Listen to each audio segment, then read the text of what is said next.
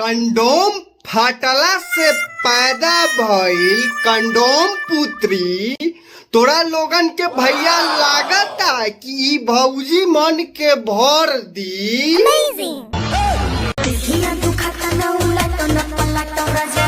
ना भौजी ऐसे कैसे अगर उ आई तो नाक लगा के चल जाई तो अच्छा लागी। भौजी अपन दुनू बरमसिया आम के ओकरा के चूसे खातिर मौका दा।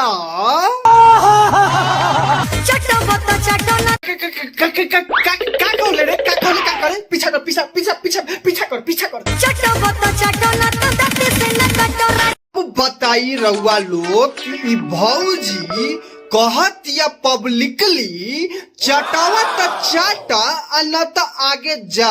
अब बताई कि रउआ लोग है तोहर परोठा के भौजी भैया लोग नमक डाल के चाट जाई। तोरा के नहीं विश्वास बा न तो तोहर दोनों अमवा बेबा के भी चूसा तो दोनों के सारा रस गायब कर दी।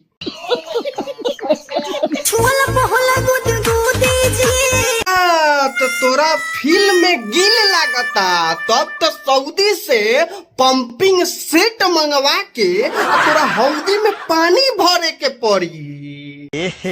रहा नहीं जाता तड़प ही ऐसी है ना। अच्छा तो तोरा मसीनिया के बड़ा डेवलपमेंट हो गई बा। हमरा के लागता कि तू बचपन से बड़ा चिपड़ी पथलू है। अच्छा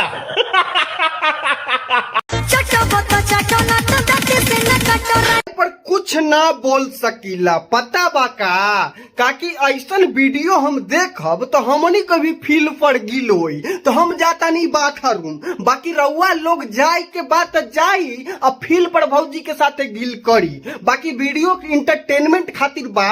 लाइक सब्सक्राइब शेयर करी जा आ दिल पर न ले के जरूरत बा।